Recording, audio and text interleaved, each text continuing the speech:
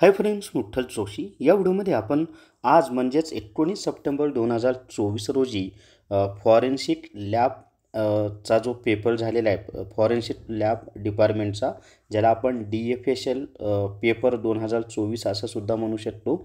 तर त्या पेपरचं ॲनालिसिस आपण पाहणार आहोत. तसंच सामान्य ज्ञानचे 8 प्रश्नसुद्धा मिळालेले आहेत. त्या प्रश्नांची उत्तरंही आपण या व्हिडिओमध्ये पाहणार आहोत. व्हिडिओ शेवटपर्यंत पहा. या व्हिडिओला सर्वांनी लाईक करा, शेअर करा आणि Vitthal Joshi YouTube channel subscribe करा. जर तुम्हाला DFSLसाठी ई-बुक घ्यायचा असेल तर प्ले स्टोअरवरून विठ्ठल जोशी ॲप डाउनलोड करा आणि DFSL ई-बुक विकत घ्या. याच्यातून जे तांत्रिक 40 प्रश्न आहेत त्याची तुमची तयारी होऊन जाईल. सुरुवातीला आपण कोणत्या टॉपिकवर प्रश्न विचारण्यात आले होते ते पाहूयात आणि शेवटी GKचे जे 8 प्रश्न मिळालेले आहेत त्यांची उत्तरंसुद्धा आपण पाहूयात.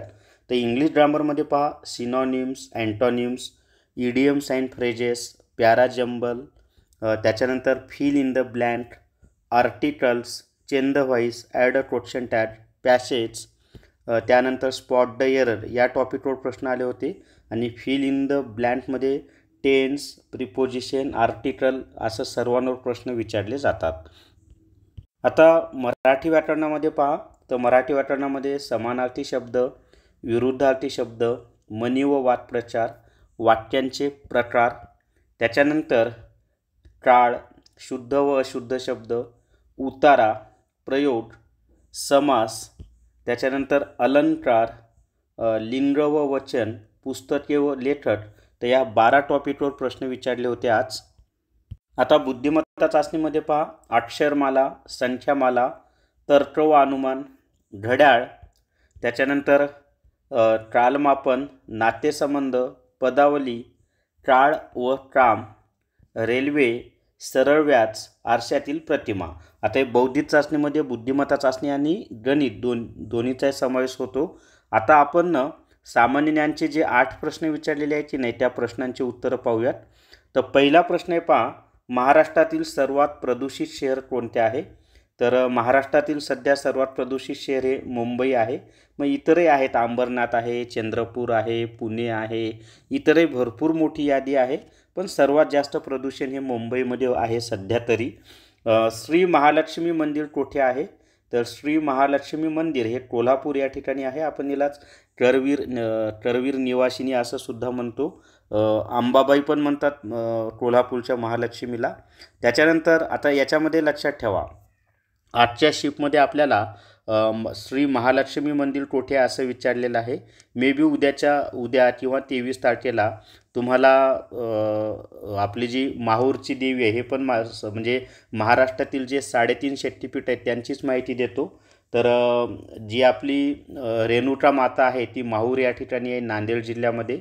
भवानी देवी जी आहे ती तुळजापूर या ठिकाणी धाराशिव जिल्ह्यामध्ये आहे.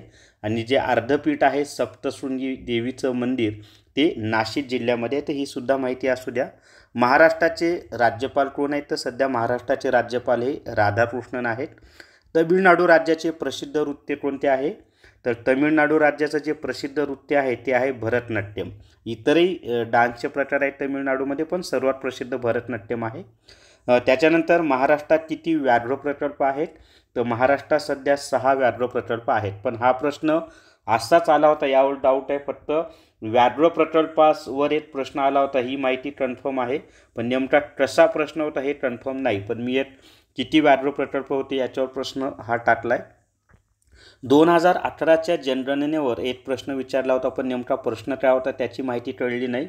त्याच्यानंतर औरंगजेबावर एक प्रश्न विचारला होता, पण प्रश्न काय होता तेही नाही समजलं. 73व्या घटना दुरुस्तीवर सुद्धा एक प्रश्न त्यांनी विचारलेला होता.